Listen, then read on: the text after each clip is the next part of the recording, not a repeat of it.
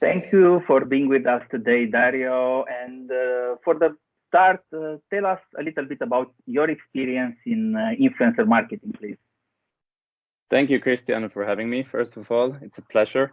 Yes, influencer marketing. Yes, I have been working with influencer marketing for quite some time now. It actually all started when I started working at Daniel Wellington, a Swedish watch manufacturer from Stockholm in when was that 2016.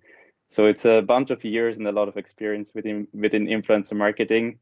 I went through different roles at Daniel Wellington. I was leading the European marketing team at some point, and right now I'm in the capacity of customer head of customer acquisition at Armed Angels, which is a fair and sustainable fashion brand from Cologne, Germany. What would you say to a brand manager or marketing manager who wants to start influencer marketing campaign tomorrow, let's say? Well, I would say congratulations, probably, because it's definitely a bold move, but in my opinion, a very good move. I would tell the person to have clear objectives and KPIs in place and to just go and test pretty much. It's a lot about test and learn what works for you, what works for your brand. And then, of course, always depending on the goals, make sure to follow it up properly and then take it from there. Basically, you can grow it step by step. You can start very small scale, and you can take it very far to a very large scale. So yes, I would be happy for that person, and I would think it's a great thing to do. Obviously, it always depends on what product you're selling. Not every product works equally good in influencer marketing, but if it's something visible that is easily detectable in social media, then it's definitely the channel you should go with. But why do you think a brand needs influencers today? Needs to be in influencer marketing arena, let's say. I think there is different reasons for that. So influencers, they can obviously increase your brand awareness. They can increase awareness for a certain product, interest in a certain product, and they can as well sell. They can sell very well. So it's as well an interesting matter in regards to revenue. However, wherever you see it, so it's a full funnel thing pretty much. You can use them influence in your whole marketing funnel, but wherever you put them, they're going to be the most authentic. So they're going to be basically your most authentic ad. No ad can be as authentic as influencers can be. And that's as well a reason why many brands nowadays use IGC, influencer generated content, in order to make their ads more authentic, more basically tangible for their consumers and fans out there. Do you think there are also some risks that should be, I don't know, considered before they start this influencer campaign? Yes, definitely. I think influencer marketing is a great tool, but it comes with a set of risks. So one thing is, in my opinion, the price setting in the influencer world is, I sometimes like to refer to it as a bit of a Wild West situation. Generally, prices can vary a lot between influencers and markets, and generally as well, they increase from year to year still. It's still a rapidly growing industry pretty much. So what you have to do is obviously you have to have your KPIs in check, first of all. Have to look at your CPO, your CSC, depending on what is most important to you, and of course your ROAS. Besides that, you have to consider as well, if you work with discount codes, that you might reach at some point a certain brand dilution, so that the brand is basically might be most known with followers or your followers or any basically a social media user out there as the discount brand, the guys with the discount code, and that kind of can obviously lead to certain illusion that people do think your brand or your products do not have the full value, but rather the discounted value that you offer it to them, and that they will wait until there is a discount code out there for them to purchase. So you won't get any like full price purchases anymore. So there's a bunch of risks there. However, you can tackle that obviously by not only working with discount codes, but as well with on a different scale or on a different level without discount codes. When it goes more into brand trust or more brand awareness, so you can balance that out in order to tackle that kind of a risk. But I would say that's the biggest risks I've seen so far with influence marketing. What are your objectives right now with your brand, of course, in influencer marketing? What are Yes. you focused on? So we at Armed Angels, it's all about new customers. So we see influencer marketing as one of the major, biggest tools in order to acquire new customers. As I said before, I'm the head of customer acquisition. I work a lot with influencer marketing in my day-to-day business, and the biggest goal is new customers, and of course, CSC is kind of to keep our budget in check. And what is your influencers mix? Let's say micro, micro, macro, nano, giga. What kind of influencer are you All the working different with? definitions. Yes, exactly. We do work a bit with a peak, but as well a lot with a long tail. So we have a few, we call them mega influencers, usually above 1 million following, but that's just a handful, let's say. And then we do work a lot with, we call them power influencers, between 150 to 300,000 followers usually, but as well with down to the nano influencers where there's maybe 10,000, sometimes even less followers. So we have the full range, and we do think the combination of it actually makes our influencer marketing program the most powerful.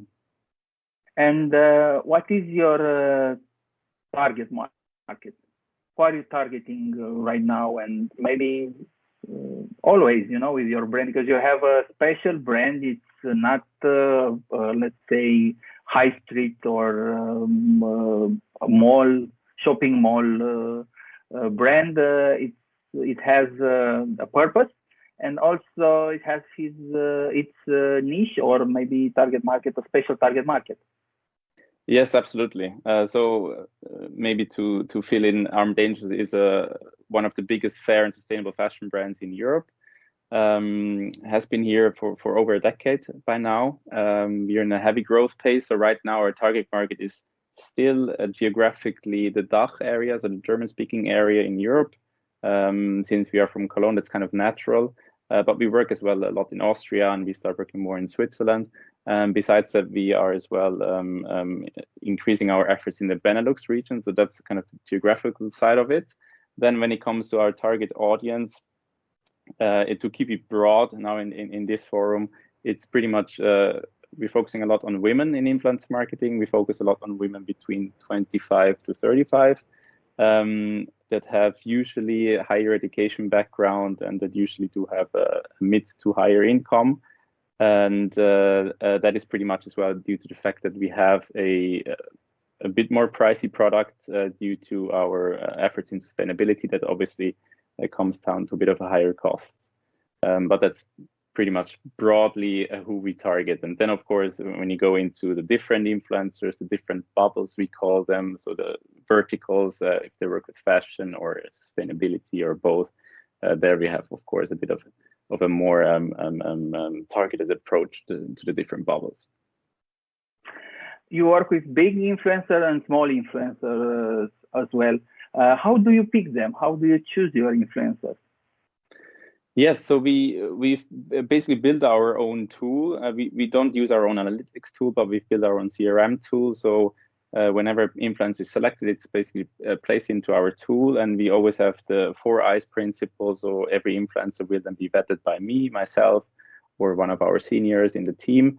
And in order to make sure that we have only the best selected influencers at hand. How the selection itself happens, it's obviously one important part is the brand match. So how well does that influencer suit us in a visual, but as well language setting. We look at as well, of course, does this influencer work a lot with fast fashion brands? It's something we don't like to be associated with, obviously. If that's not the case, we then look at a pretty big set of KPIs and benchmarks in order to determine if that influencer will actually deliver the expected return on ad spend for us. And that this set goes from how big is the target audience in the market we want to target, how old is the audience, how many females versus males. But then it's as well about the account itself. Does the account have a steady growth rate, for instance? What is the engagement rate? What is the quality of the comments? A really important one in my opinion. And that's kind of how we assemble the whole package, put it into our tool, and then we double check everything in order to make sure we have the best quality and the best accounts at hand. And tell me, what kind of campaigns are you doing? Yeah, so we work pretty much campaign based. So we do not right now work always on, even though we're considering that as an option too at the moment. But so far we work performance campaigns. So we work towards certain products we want to push. For instance, right now we're running a denim campaign. And these campaigns usually are between 3 to 5 weeks, I'd say. And then we book specific influencers for specific campaigns. So we have several products. So we look into our influencer portfolio and look at which influencers suit this or that product the best way. And that's how we allocate our influencers. However, with the influencers, we usually don't work on a one-off thing. We usually want to work with them in a long-term on a long-term basis. Just that we sometimes, of course, have to test new influencers. So we might want to test for one campaign, see how it goes, and then invite them for more campaigns to come. And what are the platforms you prefer? Which social networks are the favorite, let's say? Yes, I can only say Instagram. It's still Instagram, yeah? Even though everybody talks about TikTok. But for us, so far, we have had a tremendous success with Instagram. We do obviously test always other platforms too. So right now we're actually testing several platforms. We're testing Pinterest, we're testing YouTube, we're testing TikTok as well. And as I said, always, I think other platforms such as TikTok has been valuable for influence marketing for quite some time now. But since we do our performance campaigns really have a full focus on performance, we do use voucher code in these campaigns too. And we did not feel that TikTok was the right place to do that. However, we're going to test it now since we see as well that the demographics and the audience is changing on TikTok. So we're going to run a test on that. So I can give you an update anytime soon on how that goes. Yes, thank you. And what kind of content do you prefer in your campaigns? You said Instagram is the king, so it might be a Instagram status or Instagram story or Instagram reel. Which one works the best for you, or you saw it worked before and in the past campaigns? So previously, we've usually been focusing on a split between Instagram posts and Instagram stories. However, this is changing more and more as well. There is, I mean, as everybody knows, Instagram has invested a lot into several new assets, new content forms. So what we're seeing right now is that Reels are going pretty well for us. So anything with moved picture is something we're pushing now more. Depending a bit on the purpose of the post, it's going to be something shorter like a story or a reel, or it might even be an IGTV if you go a bit more into a storytelling campaign. But definitely move picture is getting more and more important, and this is well something that is kind of needed and demanded by other parts of our company, that we need more video imagery in order to play them, for instance, on our organic social. So that's as well something we keep in mind there. So yeah, it's a lot about move pictures right now. And how do you ensure the quality of influencers' creative work? First of all, we always approve every posting that goes live. We approve beforehand. Again, we use our tool that's pretty much automated, so it's just pretty much one click. So it's quite handy for us. However, I think we believe this is really important to not only approve the imagery but as well the caption. If you, for instance, have a post, an Instagram post. Besides that, we, in order for the influencer to give some sort of a direction, we give them obviously a briefing, and in that briefing, we will give them kind of a ballpark. We kind of tell them like, hey, this is kind of what we want you to talk about. We give them obviously the USP, the information about the certain product that we want to push, and then we give them as well a thing we call a red thread, which is pretty much something they want to engage with the community with. So that's usually questions related to the product that we're pushing, and that usually then engages the community more, gives more engagement on the post, and thereby gives usually more reach. Yeah, so we basically set up a briefing, a couple of pages, nothing too big. We do neither set up a briefing that is so in depth that it kind of turns out to be an ad in the end, because we want them to be authentic. So we only tell them, like, we would like you to be, for instance, to shoot out in the nature. We give them some examples of images we have in mind. And then we tell them, as said, the USPs about the product and the information that they need to bring up in their posting. So they are allowed to go off brief, like to be more creative, or to find new ideas and to express themselves, just to underline the authenticity factor. Definitely. Right? To us, the authenticity is key factor. That's nothing we would ever kind of tamper with. So that's why we have the preview, or that we have to approve everything beforehand, because we want them to experiment. We want them to be themselves. They know what's working the best for them in their channel. We don't know that for them. We can only assume. So we want them to take our briefing, adapt it to their own setting, do the best they can out of this, and then it goes into the approval loop. And if we see this is unfortunately too far away from where we stand, then of course they'll have to redo it and adapt it. Yes. But do they always create the content, or sometimes you have a creative team, like, I don't know, photographers, videographers, and stuff like that? At Armed Angels, not. I've done this previously, actually, but not at Armed Angels. So they sometimes do bring their own videographer, photographer. That's obviously up to them. But we do not have that now. So even sometimes we book an influencer for UGC or IGC material to use on paid social, for instance. Even then, they will bring their own staff, pretty much, so that they are comfortable. They usually have their own setting, their own setup.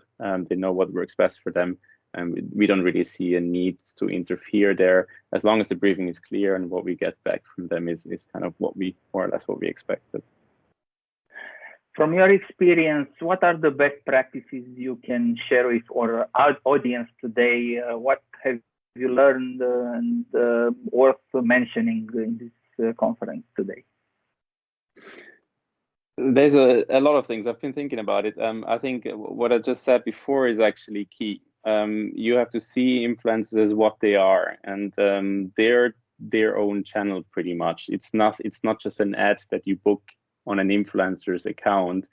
So you always have to keep in mind that authenticity is key. Only if the influencer's content is authentic, you will actually gain reach, you will gain interest, you will gain, depending on your KPIs, revenue or clicks or likes or whatever it is. So always keep that in mind. Only if you are allowing them to be truly authentic, you will succeed in the end. And what's another thing that's really important for me to share is always aim for a win-win situation with influencers. Only if you want to work with them long-term, only a win-win situation can be is basically leading to success. That means you have to take into consideration what is the influencer's need, what are their pain points, and then of course what is your pain points and needs, and then kind of try to match this.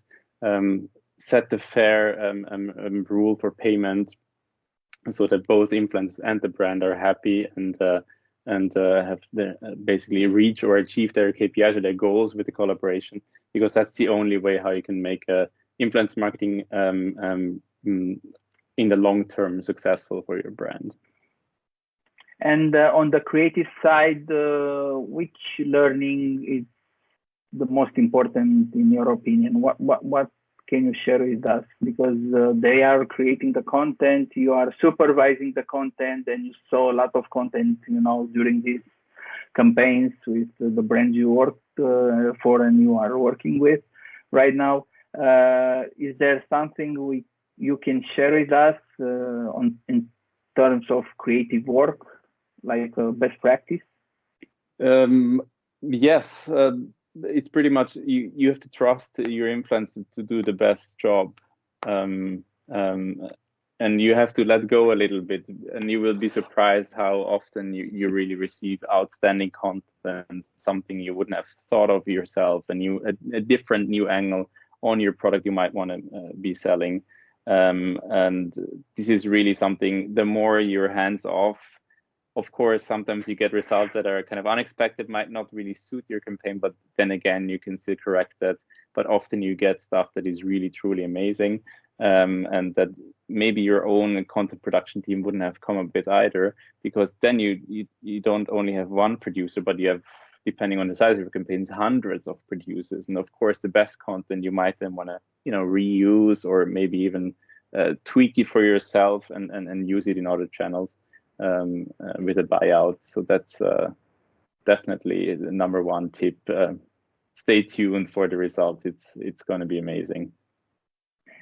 What do you think is the key ingredient for a successful relationship with an influencer? What makes this relationship, brand influencer, more successful, or successful indeed in the first place?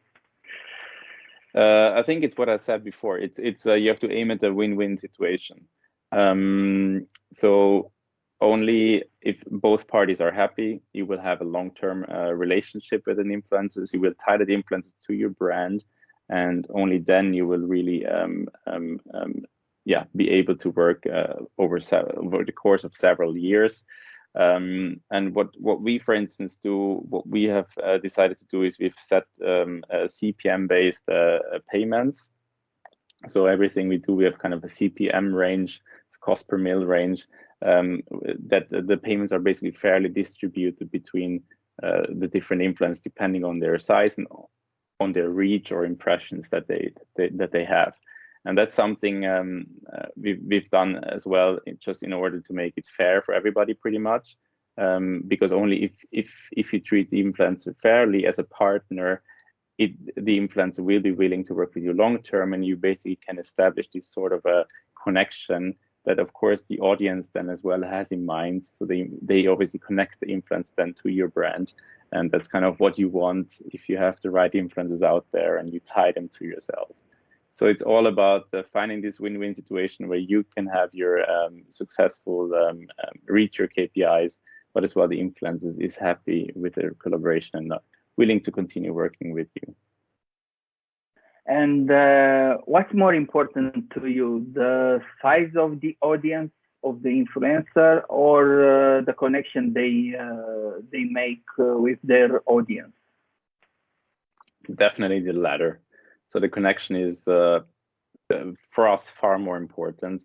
Following, it's a great number to look at and to compare influencers, etc. I understand that, and it's a number we look at as well. But in the end, what's really truly important is the engaged part of the audience. It's the one actually interacting with the content the influencers publish. And so you can have an influencer that is relatively small, but has a super engaged audience. And you can have a large influencer that looks great from the outside, has maybe millions of followers, but has a very low engagement rate. So in the end, you might actually, if your goal is sales, you might actually be selling more with a small account than with a large one. So don't only look at followers, take it into account, of course, as well, but really look at the reach, look at the impressions. That's where the magic happens. And let's talk about the current situation, because worldwide we are in this COVID-19 situation, and we felt a lot of things in the past 1 year and a half. How do you think this situation impacted the influencer marketing campaign last year and this year? We felt definitely a drop in media spending for a short time. That was relatively in the beginning of the pandemic. Many brands were unsure what's going to come, how is this going to affect our bottom line, how is it going to affect our sales. So many brands kept back budget. However, I've seen after this actually only a maybe even higher pace growth of the influencer marketing industry. So I've actually felt a tendency towards going even more towards influencer marketing And I was thinking about why could that be, and to me it's kind of obvious because influencer marketing kind of yields a direct response. It gives you a direct return on ad spend. So it's not an investment in the future. It's rather an investment into now.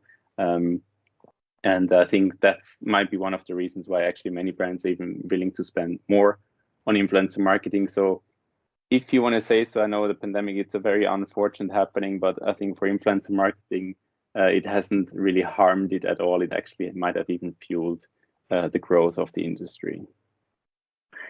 And what was your biggest challenge this year in your I have work many with challenges influencers? in a day-to-day business, but this year, I guess you're referring to the pandemic again. There was a bit of a challenge of uncertainty. So it was difficult for both sides, for us as a brand, but as well for our influencers to plan. So sometimes, for instance, the travel influencers, they're usually all over the world, but then all of a sudden they're stuck at home and they don't know if they can catch a flight to Brazil in 1 week, let's say. So you don't really know, are you going to see your products to them at home, or are they actually going to be in Brazil by then? You have to see it there. So there's kind of these small challenges, very minor challenges, but still something you will have to tackle, mainly if it's on a larger scale with many influencers. And then it's as well, another challenge we faced was actually the content production. So if people are in a lockdown, they're not supposed to go outside of their home. It was a bit, they had to get very inventive in order to make engaging and authentic content for their followers. Yeah, because pretty much their home is only as big, and there is only as many walls where you can do stuff in front of. So people had to get creative, but I have to say these were only minor challenges for us. So in the end, our influencer program was not really challenged at all by COVID, actually. So everything went pretty smoothly, besides those little facts I just told you about. And one last question, because time flies so fast. How do you measure the impact and the performance of your influencer marketing campaigns? Yeah, so we, as I mentioned before, we use discount codes or promotion codes in our performance campaigns. Performance campaigns are usually around a certain product or product category.